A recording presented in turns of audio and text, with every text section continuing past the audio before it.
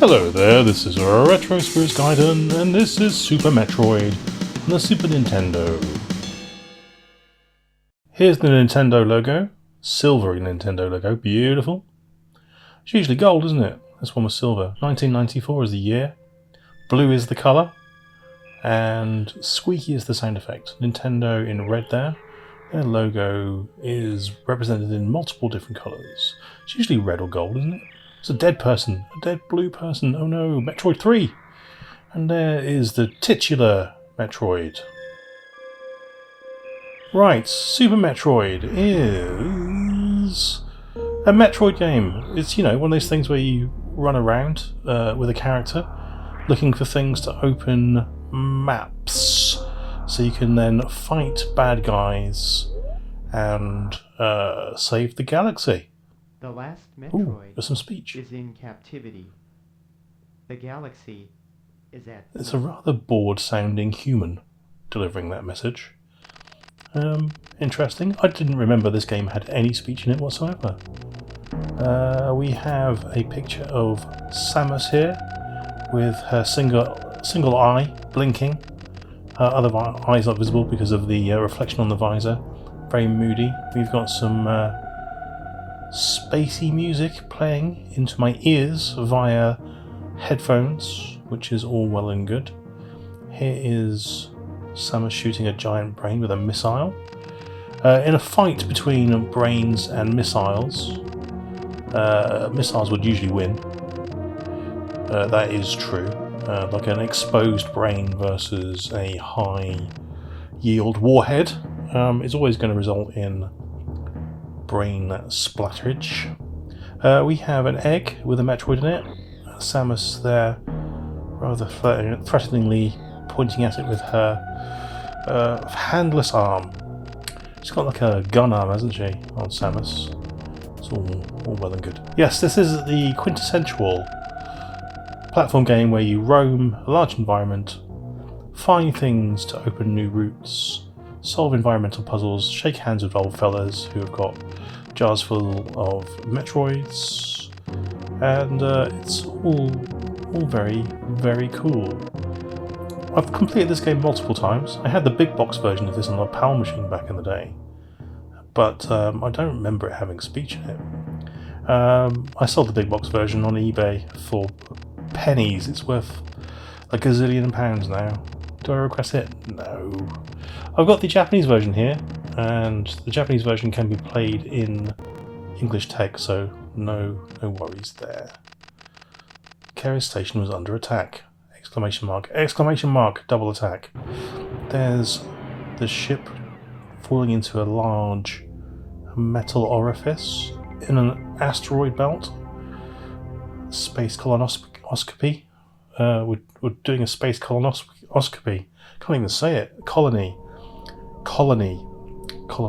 Why am I trying to say colonoscopy? Don't know.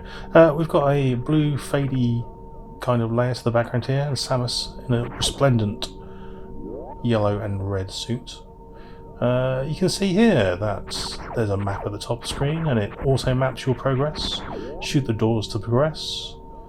I don't think I've got any of the extra weapons here yet, so I can't roll into a ball, and I can't fire missiles. You need to find all the stuff to equip yourself with. There's some dead people, bits of dead people. Oh man, it's terrifying. Trying to build tension here, aren't they? This is a slow burn platform shooting game. Everybody's played a Metroid game, surely, of the 2D variety. And this is right up there. The Super Nintendo version is a bloody good game. Ooh, crikey. Gonna fight a boss here and lose. There's no doubt about that. You can't, as far as I know, beat this boss. Let's see how long I can last, though. I'm gonna see if I can at least shoot him a bit in the balls for my troubles. Oh, it just comes across the whole screen and just slaps you with his tail. Ain't getting out of that move.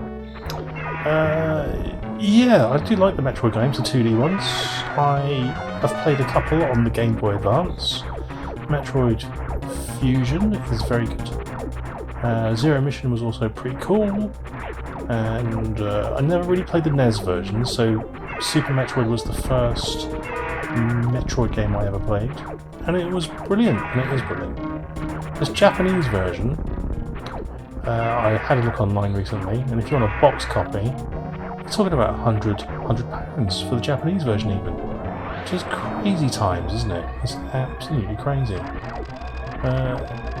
I'm sure there's like loads of copies of this knocking around, so I don't know why people want so much money for it, but they do. One cool thing about Metroid, or Samus in Metroid, is that she's got a left running animation and a right running animation. Like, she runs to the right, her gun arm is in the front, she runs to the left, her gun arm is behind, which is a nice little detail, isn't it? It's quite a bit slow down here, because the roof is falling in. That's very scary. And a bit of annoying platform action here where the screen uses mode 7 and jets steam in your face. The Metroid games really do feature quite a lot of Geiger inspired visuals, as is most things from the 80s and 90s, which has blown up the space colonoscopy, and I've flown out of that at 1,000,000 miles per hour. I'm heading towards a digestive. A huge planet made out of pure digestives. Oh man, that's the tastiest planet ever. Digestive biscuits, that is, for people who don't understand what I'm talking about in another country. They're like a cookie. How about that? Right, we're flying down to the planet here in a rainstorm. Oh, look at the parallax clouds. Beautiful. What makes these games so addictive to me is the sense of exploration, is uncovering the puzzles of the map. I'm going to save my game here. Yes, I'd like to save, thank you. And I just find that combination, like the low action kind of gameplay, the atmosphere, and the wandering around looking for exits, kind of mesmeric. And I like it in the later Castlevania games as well. It's interesting. I don't quite know why. I suppose I get the same sort of feeling with a Zelda game, really. Trying to find the new areas, getting the item that'll let you access the new part of the map. Having played this game for this video, after not playing it for many years, but owning a copy, I find the difficulty actually sort of brutal. There's well, you'll see at the end of the video towards the end of the video where I get killed by a minor enemy that would not stop jumping at my face. It can be fairly frustrating. The red doors there only open with missiles, the blue doors open with lasers. Frickin' laser beams. So, as you can see, the presentation isn't brilliant. It's not like an amazing looking game for a Super Nintendo game. I mean, it's nice, don't get me wrong. It's not drawn by people who haven't ever used pixel art before. That much is obvious. The things are, like Samus is very nicely animated. You see there's a lot of repetitious tiles, but we do have some special effects like alpha and parallax scrolling. That's all good, he says with questioning tone. The music and sound effects sound slightly muffled to me. It's like I'm trying to listen to the game underwater, which is unfortunate. The clarity's not there.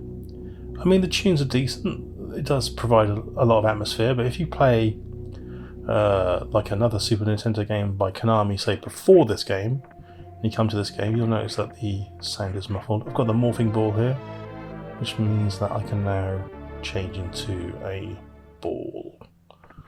There's a thing there, look, it's like scanning me. Didn't ask him to do that. Leave me alone, you freaking eye freak. Later on you can get weapons that let you run at 1,000 miles per hour. That's quite funny. And you can do a thing where you can kind of almost fly by jumping continuously. Oh, it gets complicated. I'm playing this with a Super NT, at the moment, and the Super NT does not save games particularly well. So on my Super Mario World videos on this channel, I played that on the Super NT and it would not save at the last castle. So that's why I haven't finished those videos. I don't know if I need to go and do that whole thing again, really. But it's irritating because it would save up to a certain point and then not save anymore. That's a bug in the Super NT. So if you're playing this on the Super NT, do play with the original cartridge, otherwise you will lose your save game progress. And it's mildly frustrating. I can't get through that door yet because I don't have missiles. Yes I do, I just picked up some missiles. You can change, I think you can change your weapon with the select button, and you can lock your arm in place with the shoulder button. There's another eye freak looking at me. What's he looking at me for? Nice little ditty. Oh yeah, this is a quality game, but it doesn't make for an entertaining video. You should perhaps check out someone who can speedrun the game. There's probably a way of getting through the whole game in the amount of time it's taken me to get to this part of the game, I would suggest. I don't know that for a fact, I'm guessing. Like someone will found a collision with a wall that they can get through and then finish the whole game. I'm sure in less than 35 seconds. I made that up. But like I said, having played this game, well, completed this game a couple of times, but not having played it for years, I can't remember what I'm doing here. You can go into the pause screen, you can see all the weapons and stuff that you've picked up. You can equip and unequip stuff to your heart's content. I can't remember if this version of the game lets you change the colour of Samus's armour through upgrades. Maybe it does. Metroid Fusion did. The space pirates, which are these kind of like insecty things, are a lot less intimidating in here than they are in Metroid Prime. And yeah, so I suppose the other thing about Metroid is we've got the Prime games, so they've gone into 3D. This section, for the uninitiated, and even for someone who's done this a few times, is bloody annoying, because these platforms are finicky, and Samus's jump feels very haphazard. So you might fall down this tunnel section multiple times, and it'll have you pulling your hair out in frustration. Absolutely. I want to change it to a ball. I want to jump up here. Later in the game you can get a thing which is like a super jump, and you can kind of go up and down these kind of corridors vertically. What would you call them? Tunnels? With one massive jump. It's quite satisfying, considering that you've had to do this early doors in the game. You've also got a wall jump. There was a frame of animation there which I just noticed, which is part of the wall jump, and I can't remember if you can do that straight away or whether that's something you unlock. There it is. There was a single frame in that jump there, and it was like the start of the wall jump. So my memory not being that good, don't remember. The box is red. It's got a nice picture on the front of it. The instruction manual is quite chunky, actually. Quite a thick instruction manual, but obviously with the Japanese version it's in Japanese. You don't really need the instructions. It's kind of a game where you explore at your own pace and find things out as you go, which makes it all the more better in my mind. I don't need instructions to tell me exactly what to do, where and when. Yeah, I've got bombs yet, so I can't get through there. Yeah, so 1994, I suppose, is quite a late Super Nintendo game from Nintendo themselves, or a sort of a mid-life Nintendo game, maybe. The fact that it features slowdowns is a bit disconcerting. Here we go. This mother fudger here just will not get off my face. I can't kill him. Look, get off me! God damn it! Oh, so I'm nearly dead. Nearly dead. I've got 1 energy. Just leg it, Samus. Leg it! What's in here? Is it a save? No, it's a map room. There we go. I've unlocked some more map data, but I'm just about to die because of a yellow, don't know, space bat wouldn't get off my face. There we go.